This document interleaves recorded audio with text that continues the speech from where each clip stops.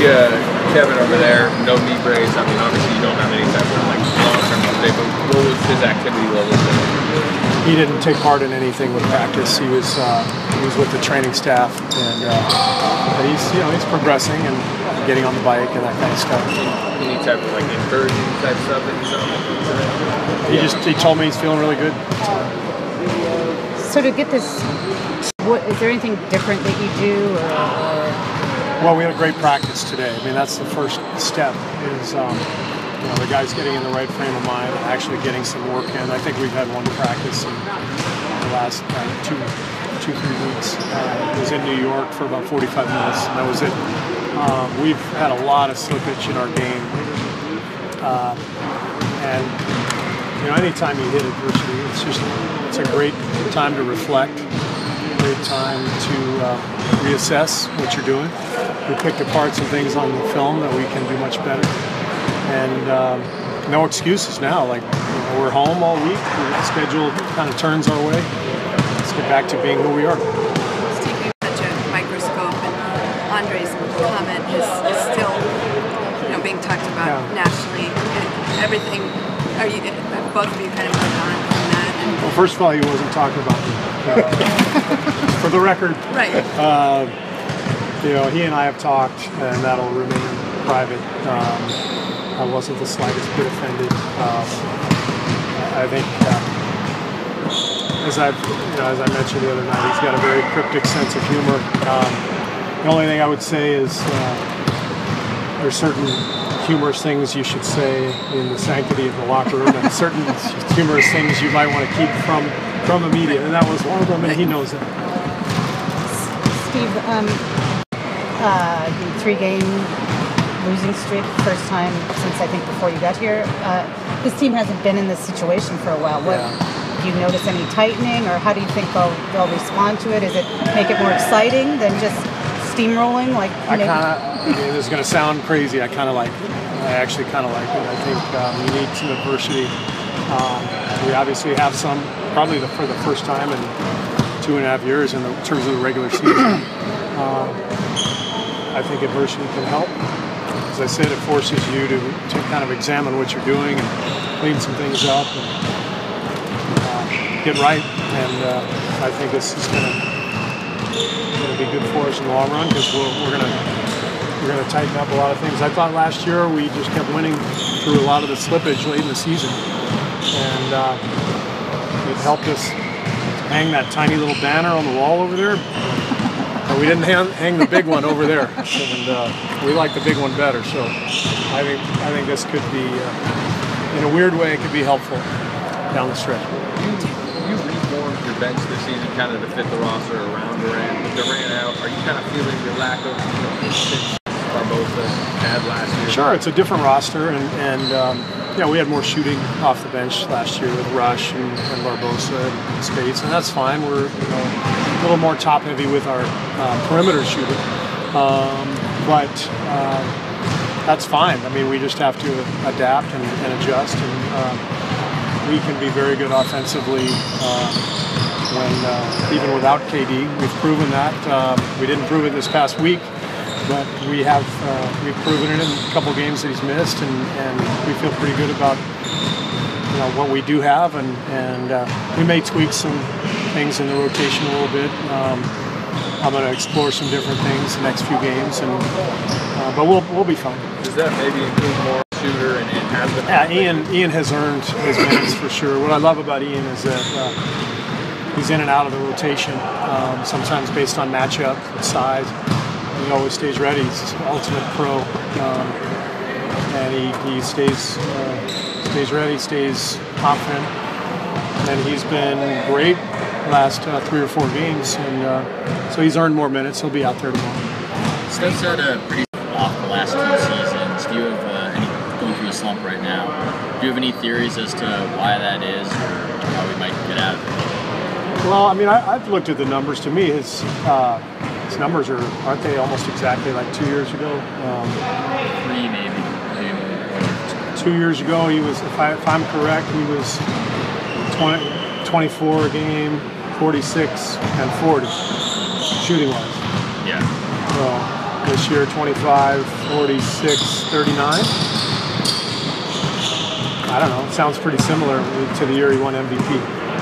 Compared to last year, yeah, his numbers are down. But I may be wrong. I looked at this over the last couple of weeks, and I thought the numbers were almost exactly what they were 2 years ago. So the drop off from last year, it's hard to match that. I know I made that Ted Williams reference a couple of months ago. He hit 406, and then the next year he slumped to 357, I think. So, for what it's worth, that's my analogy. Are you hopeful this stretch you just endured can be an example? This stretch that you guys just got through, are you hopeful it might be an example to the league of, here's a really 100%. bad... Yeah. Okay. As I've said, I think Adam's done an incredible job of really taking to heart these issues. The next step, in my mind, is for the league to get together with their broadcast partners and say, okay, here are the games we want on national TV. Let's really examine those previous 10 days and try to make it so that those things are eliminated. To me, the whole thing was not the number of games we played. It's the 2 trips across the country within the same 8-game stretch. That should never, ever happen. They can work around that. I know they can. There's still going to be stretches where guys are tired. Maybe you have to rest guys. But let's try to make, especially the marquee games on national TV, let's try to rest them. In 2 weeks, we will play San Antonio again. It'll be our 6th straight back-to-back in San Antonio. Why do you think that is? I have no idea. I'm not a conspircy theorist. I think they just. I'm not. We are. You guys are. I just think they don't pay attention. Honestly, I don't think. There's nobody in the league offices going, well, let's make it really hard for them and give them up. I just think it's just like nobody pays attention. Nobody in the league office said 8 games, 11,000 miles, 8 cities, and let's put them in a back-to-back. They just didn't even think about it. Wasn't part of it, guys, playing so many national TV games, which is in many senses a good thing, but because they backload the schedule and they got to jam in a lot of dates, this is kind of the byproduct. Yes, yes, agreed, and that's what I think they have to examine, and I think they can move some pieces around and avoid what we had the other night. Not completely, but they can help. 6 of those 8 games were national TV games, it seems. What's that? 6 of those 8 games were national TV games. I mean, there's a reason we fly 10,000 miles more than Sacramento. Right. Because we got a lot more national TV games. They're trying to slide them in. Yep. So again, it's the league, it's the broadcast partners, it's maybe the players' union getting involved and figuring out ways to decrease those situations. Everyone's going to have hard road trips, but we didn't need to come home for that Boston game. That was what put us over the edge, mentally and physically. And it's my job as a coach to do what's best for the team, and I felt like my hand was forced, and so that's what I did. Everyone says, well, back played 80-plus games, and you're from back in the day. Is the difference the TV games, the national TV games? I think there's a difference. Like, I remember when I played in Chicago and Cleveland, when we went to Texas, you'd look at it every year, you go, man, we got the Texas Triangle. We're going to play Dallas, Houston, and San Antonio. That's going to be a tough trip because all those teams were good. But the point was, you went on the Triangle. You flew from Houston to San Antonio. You didn't fly from Minnesota. You didn't fly from Atlanta to, Oakland to Boston, like to Minnesota to San Antonio. You know what I mean? So the travel does. I think the travel is worse, but I haven't studied that. I may be wrong, but I believe that there are more sort of made-for-TV matchups that are forcing teams to travel more. That's my gut. Steve sort of related to this on health and injury-free is more important going to the playoffs than the number 1 seed. For sure. How much does that trace to your point? What do you remember about being with the Bulls? How valuable was that number 1 seed, or how healthy were you guys going into the sort of the roots of this? Well, there's a lot of symmetry the first 2 years that I was in on those championship teams. We ran away with the 1 seed. We didn't even have to think about it. The 3rd year, we had the 1 seed in the East, but Utah won the home court during the finals. They had that better record. But we had a lot of injuries. We had Scotty was injured. Dennis got suspended. Shocker. we had a lot of stuff. We had some turmoil, and we had to get through that season. And I don't think it's any coincidence. It's a similar, year 3 when you're going to the finals and you're playing all these big games. That's a little easier to get a little worn down. And so, we ended up winning on the road in the finals, which was great. But we had to get through the regular season. Do you remember that any number 1 seed more important than being healthy and sort of? I guess you didn't rest guys probably as much. I mean, honestly, I don't think any coach in his right mind is going to chase the 1 seed at the expense of health. It's so obvious.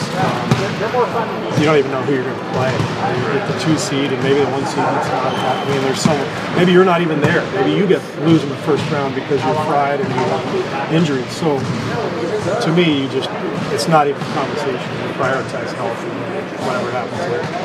On the flip side of all this, though, they get home since your last 7, and you're pretty much through the gauntlet. Yeah.